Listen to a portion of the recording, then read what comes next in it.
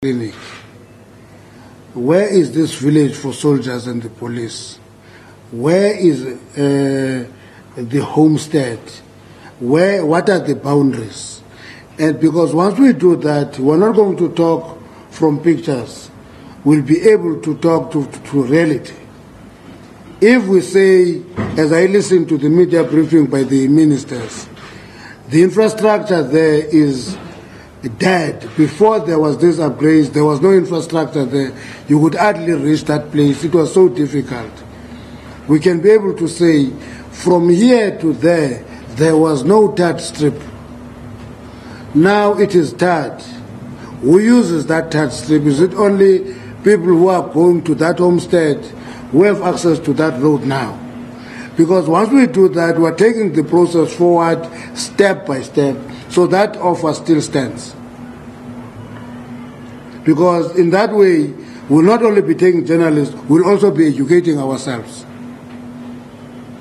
Thank you very much.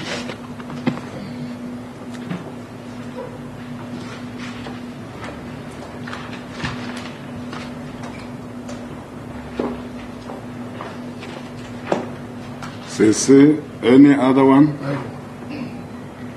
Yes.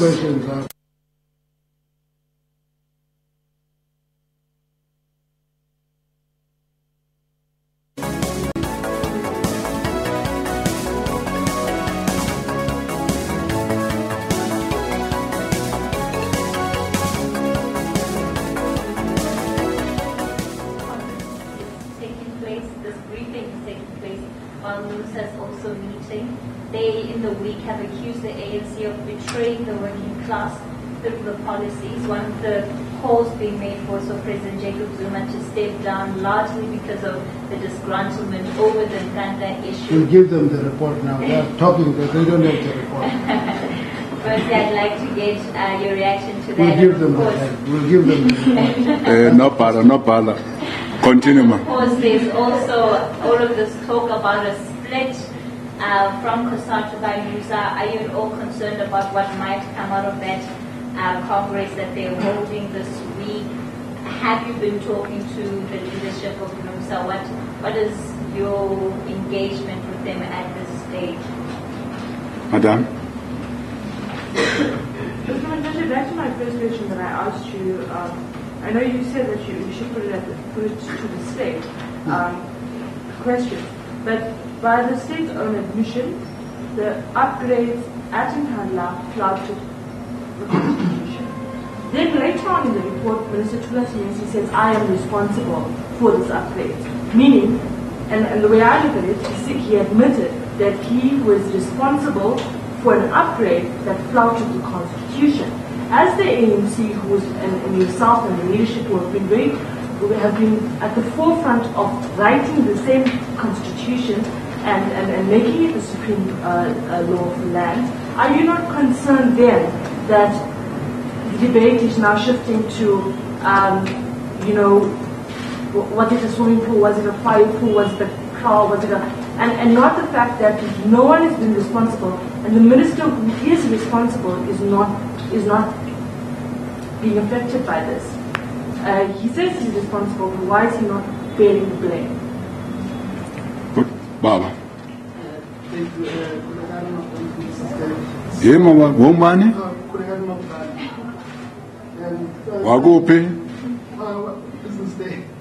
Thank you. It's also to pick up on Kathy's question. As some weeks back, the Secretary General did speak about Bobby and the state of the union's allies, saying that if it leads to a split, assuming Bobby rather leave it alone. But Bobby has also spoken at this Congress that's happened this past week very explicitly about some of the matters that are problematic. Does that sentiment still stand in this sense, given what's happening over there? And also wanted to find out what the ANC thinks of something interesting that was said, saying that while there has been ruckus around Nkandla, there's also been issues of ministerial houses being renovated and a lot of the matters therein being undocumented, and the state of governance therein. The Guardian. David Smith of The Guardian in the UK. In short, does the ANC feel that the President is completely exonerated now? Is he in the clear in the ANC's view? And secondly, do you feel that this report satisfactorily deals with the issue of the President's own private architects being used as an extent? I didn't get the last one. President's own architect being used at the homestead during the security upgrades.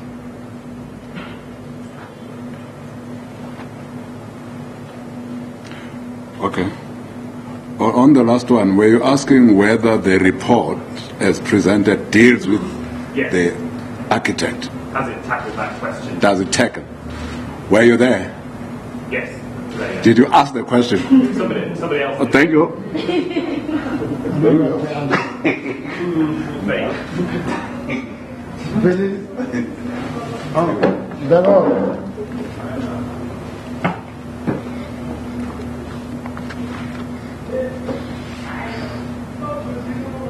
In the announcements,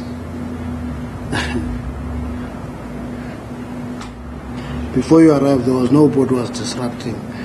Now you are disrupting. In the announcement, we would announce that the NEC will meet in Mpumalanga now, 6 and 7. 6 and 7. The list conference will be much later than that.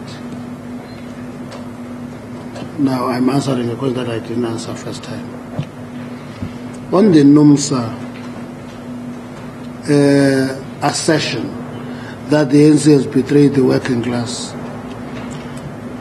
it's not part of the briefing, but I think I must answer this question.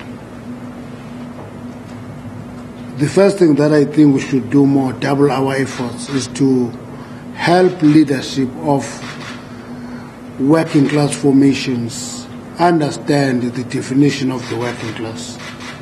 The working class is not workers in the factory floor.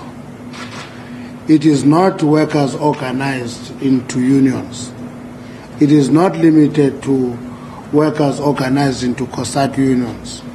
It is not limited to metal workers organized under NUMSA. Working class is a class in society that owns no means of production, that depends on its labor for earning a living. And if we can go over and over that definition, you will appreciate that the working class also includes people who are not working, who are falling under the high rate of unemployment. Now, I'm starting there so that this betrayal must be put in perspective. NUMSA is in a sector that includes automotive industry. That automotive industry is heavily subsidized by the state, by the ANC government. If it was not for that subsidy, it would have disappeared, by the way. The same would be the same with textile and clothing.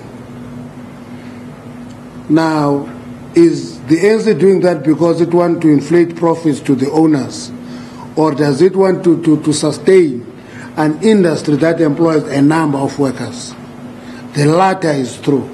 That is the first thing. The second thing that one must appreciate, when the ANC gives social grants to 16 million South Africans, that is the working class in earnest. And in those social grants, the ANC ameliorates the impact of poverty and high unemployment. If that is betrayal, then I'm prepared to accept this accusation on behalf of the ANC, that the ANC subsidize a child from birth until 18 years and send that child to a no-fee school and give that child a meal a day for up to 18 years, And when that child from a poor household go to a university, it gives that child NSFAS to fund education. And that child from a poor household become a graduate. And then you don't link that with the 250 bulge of the middle class over the last 10 years.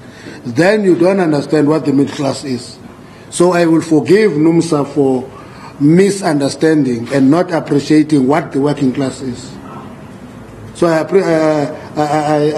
forgive them. I can talk about many, many things that has been done by this government. This government has done one thing correctly, to play its redistribution role in society. And that redistribution role benefits the working class in the main. So that debate will continue on and on, because it has been repeated all the time that it is the first 2 decades that benefited capital. But the reality of the matter, if you look at the focus of government, it has actually focused on the working people and the poor end of society. So I'm leaving that. So if out of wrong analysis you come to wrong decisions, that should be expected, because a wrong analysis will make you come to wrong conclusions. NUMSA is making a wrong analysis, it comes to wrong conclusions. Now, Minister must take full responsibility for flouting the Constitution. Now, let me tell you this thing called leadership. Leadership is a continuous action. It's a continuous exercise. If I'm elected Secretary General of the ANC, I take that office with what is good and what is bad on that office. And therefore, what happened wrong under my predecessor, or 2 or 3, 4 predecessors before I was elected, I can't disown. That is a package of taking a leadership role. Bigger part of that upgrade happened when Nisi was not a minister. But you can't stand up and say, oh, I know I'm blaming my predecessors. I was not there. I was not there, therefore my predecessors must be pursued.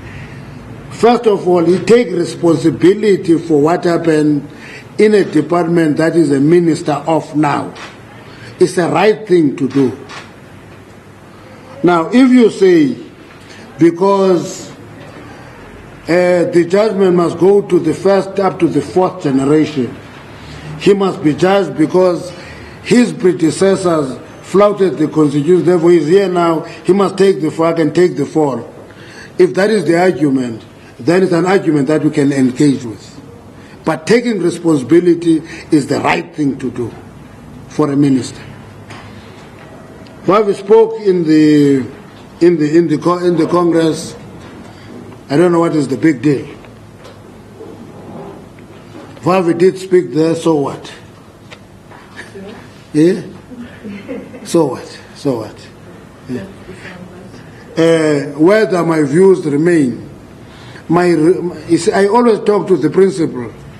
I could see many of the people wrote as if I was now protecting Vavi, and they wrote many things about this thing. Others, yeah, you are lobbying Vavi's faction to campaign for you in future and so forth. No, I don't have a reason for that. Actually, in the ANC, we get elected by ANC members who have a new title in a conference called delegates. Those are the people who elect us. So I don't need to go and beg various factions in the alliance for my support because there's a conference in 2017. That would be naive.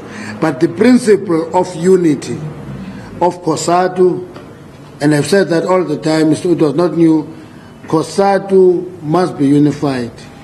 Any divisions and a split is even worse, is bad for COSATU, is bad for the ANC, is bad for society. That stands as a view I'm holding. So it's not about Vavi, it's about the federation. It's about that federation. That federation must remain united, it must remain strong. What Vavi has said in that conference will not change that principle for me. Now, is the president in the clear? That is not my call, really. That is not my call.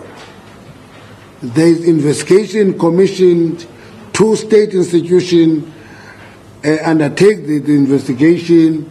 They are bringing out reports. We've got the first one. Let's get the second one. The call will come at the end of that process. All that I can say, though, is that when people call for resignation of that and that, even before the reports are out, it means it's a mindset issue. It's not an issue based on facts. It's based on the mindset. If you wish this president can disappear now, you'll say so, whether there's a report or not. Now, when you begin to make those calls, even before reports are out, I will know that you are prejudicial, and a prejudice is dangerous in the sense that it can't be objective. We must look into the facts now, take informed decisions. That's our starting point. The first report is out now.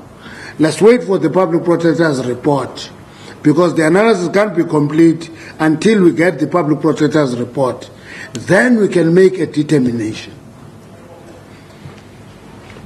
The use of the president's own architect, I don't know who that architect is. I don't know who drew the plans. I don't know who was the engineer. I don't know who was the bricklayer. I'm being honest with you. So I can't comment on that matter.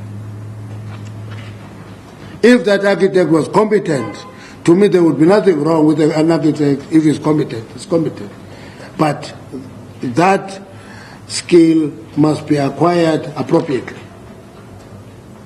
That's my point. So I can't get into who that architect is. Is he qualified enough? Is he having the requirements? Does he meet the requirements of the state? And all that. That question is a question that can be directed to the state. Ladies and gentlemen, thank you. Is this another part? Can I ask a question? Is the last round? No. We have had the last round. But what's your question? Okay, thank you so much. My question is, we've heard now that 71 million rand state money was spent on the upgrade. Well, a very good afternoon. This is PM News. That was the ANC media briefing from Luthuli House welcoming the inter-ministerial report on the Nkandla security upgrades. We now cross live to the NUMSA conference in Boksburg, where they are presenting their resolutions after the 3-day special congress. Why not allow it? Okay, Mr. Sparks. Yes, I'm not quite clear on what the status is of your debate about possibly withdrawing from the alliance, and also can you repeat that? Speak so. About possibly forming a new party. Can you repeat that again? You speak so soft. 2 points. What is the status of the debate about possibly withdrawing from the alliance, and of possibly